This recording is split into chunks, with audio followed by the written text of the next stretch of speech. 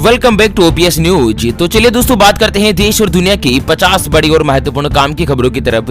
पहली और बड़ी खबर है कि देश में पर्यटन को बढ़ावा देने के लिए अगले 2 महीने में लागू होगी राष्ट्रीय पर्यटन नीति। जी हाँ दोस्तों, केंद्रीय मंत्री श्री किशन रेड्डी ने कल एक बड़ी घोषणा की है कि भारत में अगले 2 महीनों में एक व्यापक राष्ट्रीय पर्यटन नीति पेश की जाएगी और इसके अंतर्गत पर्यटन क्षेत्र को किस तरह से बढ़ाया जाए इसके ऊपर सरकार काम करेगी। और साथ ही अगली खबर है कि अब ट्रेन टिकट बुक करवाना होगा बहुत आसान। IRCTC ने यात्रियों को दी नई सुविधा, जानकर खुश हो जाएंगे आप। दोस्तों रेल यात्रियों के लिए बड़ी खुशखबरी है। यदि आप भी ट्रेनों की टिकट बुकिंग या रिजर्वेशन IRCTC ऐप के जरिए करते हैं ना, तो अब आप बिना एप्लीकेशन पर लॉगिन किए ही अपना टिकट बुक कर सकते हैं। इस तरह से एक नया अपडेट हो चुका है। और साथ ही अगली खबर है, एक हफ्ते में धरती के नजदीक आएंगे 5 उल्का पिंड। 18 सितंबर को स्टेच्यू ऑफ यूनिटी से बड़ा एस्ट्रॉइड करीब से गुजरेगा। तो हमारे सौर मंडल में और पृथ्वी के आसपास हजारों की संख्या में एस्ट्रॉइड यानी कि उल्का पिंड घूम रहे हैं। इनमें से कुछ छोटे पत्थरों के बराबर है तो कुछ चंद्रमा से भी बड़े हैं। दरअसल अमेरिका की स्पेस एजेंसी नासा के माने तो 18 सितंबर को दुनिया की सबसे लंबी मूर्ति यानी कि स्टेच्यू ऑफ यूनिटी से भी बड़ा एस्ट्रॉइड जो है वो धरती के बहुत ही करीब से गुजरने वाला है। और इसकी जो स्पीड रहेगी वो रहेगी 62,820 किलोमीटर प्रति घंटे की, जो कि कहीं ना कहीं दोस्तों पृथ्वी के आसपास ही गुजर रहा है। और साथ ही अगली खबर है कि जामा मस्जिद है या नीलकंठ मंदिर, 4 अक्टूबर को होगी सुनवाई। अदालत ने दिया दावे की कॉपी मुस्लिम पक्ष को देने का आदेश।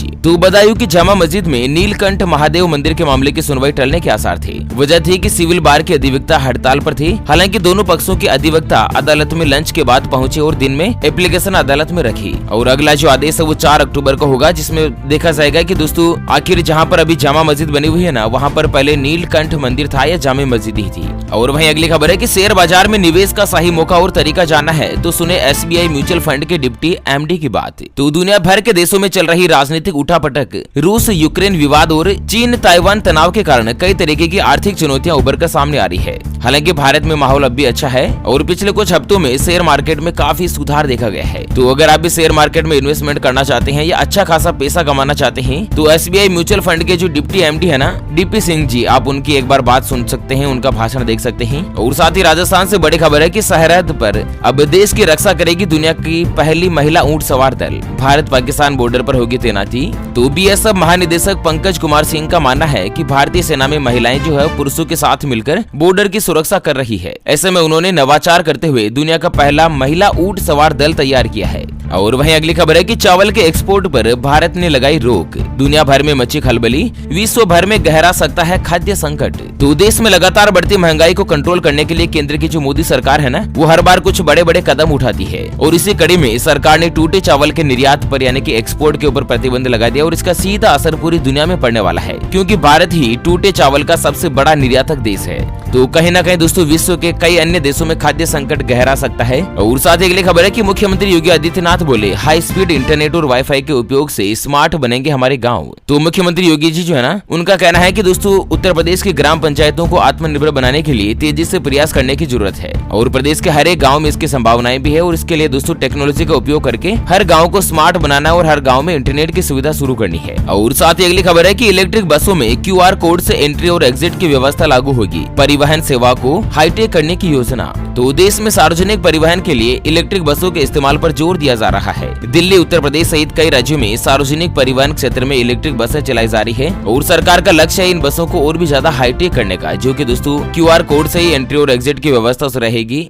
चलिए अगली बड़ी खबर सामने आ रही है कि चलती ट्रेन में 15 किलोमीटर तक मोबाइल चोर को लटकाए रखा। बेगूसराय में खिड़की से झपटा तो पैसेंजर ने हाथ पकड़ा, खगड़िया तक ले गए ऐसा ही चोर। तो बिहार के बेगूसराय में चलती ट्रेन की खिड़की से मोबाइल चुराने की कोशिश में एक चोर की जान पर बनाई। जैसे ही चोर ने स्टेशन छोड़ रही ट्रेन की खिड़की में हाथ डालकर एक यात्री का मोबाइल छीनने की कोशिश करी ना, तो यात्री ने उसका हाथ पकड़ लिया और दूसरे यात्री ने चोर का दूसरा हाथ भी पकड़कर खींच लिया और इस बीच ट्रेन स्टेशन से बाहर निकल गई। चोर खिड़की से लटक गया और करीब 15 किलोमीटर तक यात्रियों ने उसे ऐसे ही लटकाए रखा और अगले स्टेशन पर GRP पुलिस के हवाले कर दिया। लटकते हुए चोर बोला कि हाथ टूट जाएगा, जान बचा लीजिएगा भैया। तो आखिर दोस्तों अगली बार चोरी करने से पहले यह युवक तो 10 बार सोचेगा। और साथ ही अगली खबर है कि यूपी के इन जिलों में अगले 3 दिनों तक होगी बारिश, आंधी तूफान का जारी हुआ अलर्ट। तो दोस्तों उत्तर प्रदेश के 35 जिलों में अगले 3 दिनों तक जोरदार बारिश के साथ ही आंधी तूफान का अलर्ट है। और वहीं मध्य प्रदेश में कभी तेज तो कभी रिमझिम बारिश की संभावना है। उज्जैन में, सिप्रा में बाढ़ में डूबे मंदिर, टीकमगढ़ में 7 इंच बारिश से नदियां पहुंची उफान पर। तो मध्य प्रदेश में दोस्तों हालात बहुत ही ज्यादा खराब है। पिछले 2 दिन से लगातार हो रही बारिश जो है वो अगले 3 दिन तक और चल सकती है। बिहार के भी 18 जिलों में चेतावनी है। उत्तराखंड में फिर से भारी बारिश की चेतावनी को लेकर रेड अलर्ट जारी हुआ है।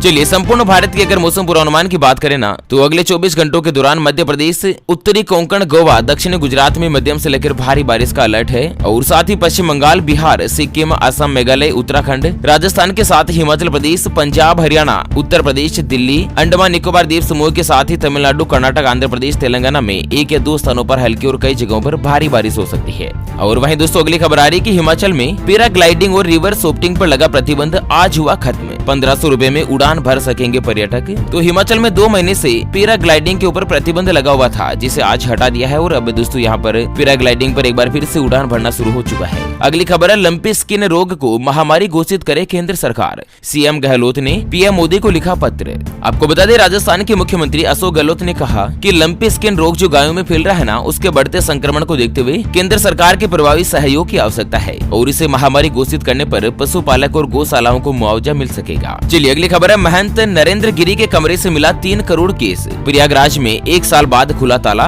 50 किलो सोना भी मिला, इसी कमरे में मिला था शव। तो अखिल भारतीय अखाड़ा परिषद के अध्यक्ष रहे महंत नरेंद्र गिरी की मौत के 1 साल पूरे हो गए हैं। महंत की मौत कैसे हुई, अभी तक इसकी असलियत सामने नहीं आई है। दोस्तों कल गुरुवार को सीबीआई की एक टीम जांच के लिए प्रयागराज के अलारपुर मठ मंदिर में पहुंची और जिस कमरे में महंत की लाश मिली थी ना, सीबीआई ने उस कमरे का ताला खुलवाया और जांच की। तो यहाँ पर 3 करोड़ रुपए तो केस बरामद हुए और 50 किलोग्राम सोना, हनुमान जी का सोने का मुकुट, कड़ा और बाजूबंद मिला है। ये सभी लोहे की एक अलमारी में बंद थे। चलिए अगली खबर में जानते हैं सोने चांदी यानी कि सराफा बाजार के ताजा भाव। तो आज सोना 382 रुपए सस्ता होकर 49,918 रुपए प्रति 10 ग्राम यानी कि प्रति तोला पर आ चुका है। जबकि चांदी जो है दोस्तों मामूली सी 94 रुपए सस्ती हुई है। 56,256 रुपए प्रति किलोग्राम चांदी का भाव है। चलिए अगली खबर है कि राजस्थान में 200 फीट गहरे बोरवेल में जा गिरी मासूम, सकुशल निकाला बाहर। तो राजस्थान के बांदीकुई यानी कि दौसा के आबानेरी पास 2 साल की एक बच्ची जो 200 फीट गहरे बोरवेल में जा गिरी, जिसे 7.5 घंटे बाद देसी जुगाड़ से बाहर निकाला गया। हालांकि मासूम की माँ उसे देखते ही खुशी से रो पड़ी। दोस्तों बेटी बहुत ही सकुशल बताई जा रही है। अगली खबर आ रही है, पंजाब के मुख्यमंत्री को BMW का झटका। भगवंत मान ने पंजाब में कंपोनेंट्स प्लांट लगाने का दावा किया था। कंपनी बोली ऐसा कोई प्लान नहीं। तो कुल मिलाकर सीएम भगवंत मान ने जो ट्वीट करके कहा ना, तो उनकी बहुत ही किरकिरी हो रही है। और साथ ही अगली खबर है कि गहलोत सरकार ने अवैध कॉलोनियों में लीज राशि 90% तक घटाई, लाखों लोगों को होगा फायदा। तो राजस्थान सरकार ने सरकारी और अवाप्त शुदा भूमि पर अवैध रूप से बनी कॉलोनियों को एक बार फिर से लीगलाइजेशन करने का फैसला किया है। इन कॉलोनी में बसे भूखंड की लीज राशि में सरकार ने 90% की कटौती कर दी है। ऐसे में दोस्तों राजस्थान ने प्रशासन शहरों के संग अभियान चलाकर कई कॉलोनियां जो अवैध रूप से कृषि भूमि पर बनी हुई है उनके पट्टे जारी कर रही है और पट्टे के ऊपर भी 90% तक की छूट दी जा रही है। और साथ ही अगली खबर है, राजस्थान के युवाओं को सरकार ने दी बड़ी राहत। भर्ती परीक्षाओं में मिलेगी एज लिमिट में 2 साल की छूट। तो राजस्थान में दोस्तों सरकारी नौकरी के अंतर्गत जो भर्तियां निकलती है ना, उनमें कैंडिडेट्स में आयु सीमा में 2 साल की छूट दी जाएगी। और मुख्यमंत्री ने दोस्तों खुद इस तरह का बड़ा फैसला लिया है। तो जैसे कि 35 साल एज लिमिट रखी जाती है किसी भी वैकेंसी में, तो अब 37 साल की उम्र तक फॉर्म भर पाएंगे। ठीक है, चलिए अगली खबर है, रेलवे ने 65,000 डिब्बों में लगाई LED लाइट। अब हर साल 40 करोड़ की होगी बचत। तो रेल मंत्रालय ने दावा किया है कि 65,000 डिब्बों में LED लाइटें लगाई जा चुकी है और इससे करीब 6.5 करोड़ किलोवाट प्रति घंटा यूनिट जो है ना वो बिजली की बचत होगी। कहीं ना कहीं 40 करोड़ रुपए साल का फायदा होगा रेलवे को। और साथ ही तो आपको बता दें, यात्रीगण के लिए बड़ी खबर है कि त्योहारों में आसानी से जा सकेंगे अपने घर। रेलवे शुरू करेगी 1 दर्जन नई ट्रेनें। तो जो आने वाले त्योहार है ना, उसको देखते हुए 1 दर्जन से ज्यादा नई ट्रेनें चलाने का फैसला किया है। और वहीं अगली खबर है कि भारत की बेटी विनेश फोगाट ने कुश्ती में रचा इतिहास। विश्व कुश्ती चैंपियन में 2 पदक जीतने वाली पहली भारतीय महिला पहलवान। तो भारतीय पहलवान विनेश फोगाट 53 किलोग्राम कांस्य पदक बाउट में स्वीडन की एम्मा जियोना माइग्रेन को हराकर विश्व कुश्ती चैंपियन में 2 पदक जीतकर अपने नाम ये मुकाम हासिल किया और यह पहली भारतीय महिला बनी है। और वहीं अगली खबर है कि आयुष्मान कार्ड के लिए यूपी में 15 दिन चलेगा अभियान। तो उत्तर प्रदेश के स्वास्थ्य खुशहाल राज्य के तहत 15 से लेकर 30 सितंबर तक आयुष्मान पखवाड़ा मनाया जाएगा और 23 सितंबर को योजना के 4 साल पूरे होंगे। इसके तहत निःशुल्क आयुष्मान कार्ड बनाए जाएंगे, जिससे उत्तर प्रदेश के लोगों को फ्री इलाज का फायदा होगा। और वहीं अगली खबर है कि उज्बेकिस्तान में उतरा पीएम मोदी का विमान, आज पुतिन से करेंगे मुलाकात। तो संघाई शिखर सम्मेलन में हिस्सा लेने के लिए प्रधानमंत्री नरेंद्र मोदी जी उज्बेकिस्तान पहुंच गए हैं। यहाँ पर एयरपोर्ट पर प्रधानमंत्री मोदी जी का भव्य स्वागत किया गया है। और वहीं शिखर सम्मेलन में प्रधानमंत्री मोदी जी जो आज रूस के राष्ट्रपति व्लादिमीर पुतिन से मुलाकात करेंगे। और वहीं प्रधानमंत्री मोदी जी के जन्मदिन पर दिल्ली भारतीय जनता पार्टी स्वास्थ्य जांच और रक्तदान शिविर करेगी आयोजित। तो दोस्तों 17 सितंबर यानी कि कल के दिन प्रधानमंत्री मोदी जी का बर्थडे है और इस जन्मदिन के अवसर पर कई सांस्कृतिक कार्यक्रम का आयोजन करेगी भारतीय जनता पार्टी, जिसमें ब्लड डोनेशन कैंप के साथ ही अन्य कुछ महत्वपूर्ण कार्यक्रम होंगे। और साथ ही अगली खबर है कि नामीबिया से जल्द भारत पहुंचेंगे 8 चीते, प्रधानमंत्री मोदी के जन्मदिन पर देश को मिलेगा तोहफा। तो भारत में सालों के इंतजार के बाद अब 17 सितंबर को 8 चीते भारत लाई जा रहे हैं। भारत लाने से पहले नामीबिया में सभी चीतों की मेडिकल पिछले महीने ही कर ली गई थी और इन चीतों को लाने के लिए भारत का विशेष विमान पहले ही नामीबिया पहुंच चुका था।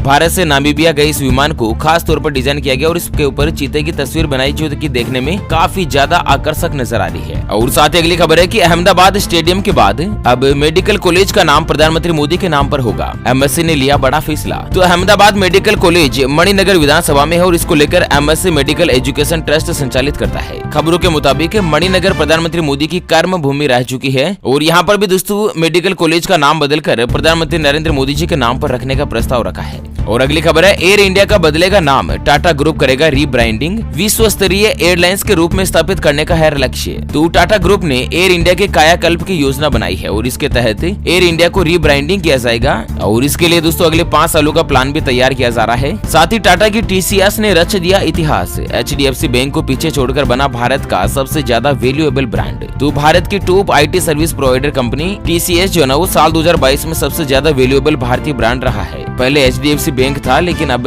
टीसीएस बन चुका है। ठीक है। और वहीं अगली खबर है यूक्रेन से लौटे मेडिकल स्टूडेंट को भारतीय मेडिकल कॉलेज में एडमिशन देना संभव नहीं, केंद्र सरकार ने दिया बड़ा फैसला। तो यूक्रेन से भारत लौटने वाले मेडिकल स्टूडेंट को लेकर बड़ी खबर सामने आई है। दरअसल केंद्र सरकार ने सुप्रीम कोर्ट में सुनवाई के दौरान कहा है कि इन छात्रों को भारत में एडमिशन दे पाना कानूनन संभव नहीं है। सरकार का कहना है कि जो भी छात्र यूक्रेन गए ना मेडिकल की एजुकेशन करने, तो या तो उनके नीट में कम नंबर आए थे या सस्ती पढ़ाई से आकर्षित होकर गए थे। ऐसे में भारत के बड़े कॉलेजों में अगर जगह दी गई तो ये दूसरे प्रतिभाशाली छात्रों के साथ गलत होगा और फिर उनकी तरफ से मुकदमे दायर किए जाएंगे। और वहीं अगली खबर है कि Vivo V25 के 2 वेरिएंट मोबाइल हुए लॉन्च। 5G स्मार्टफोन की कीमत 27,999 से शुरू, 64 megapixel night vision triple rear camera मिलेगा। तो Vivo का V25 जो है ना 5G स्मार्टफोन सामने आ चुका है। इसके 2 वेरिएंट है, 8GB रैम और 12GB रैम में। दोनों की कीमत 28,000 और 32,000 रुपए के आसपास है। चलिए अगली खबर है कि आज गुजरात गवर्नर और सीएम आएंगे कुरुक्षेत्र, हरियाणा मुख्यमंत्री अधिकारियों और विशेषज्ञों से होगी मुलाकात। तो जीरो बजट खेती को लेकर हरियाणा सरकार गुजरात के साथ मंथन करने जा रही है और आज कुरुक्षेत्र में होने वाले मंथन के लिए गुजरात के गवर्नर आचार्य देवव्रत और मुख्यमंत्री भूपेश पटेल जो हरियाणा पहुंच रहे हैं। और वहीं अगली खबर है एक ही पोर्टल से सड़क, रेल, पोर्ट और हवाई मार्ग से भेज सकेंगे माल। कल 17 सितंबर को पीएम मोदी लॉन्च करेंगे नई लॉजिस्टिक नीति।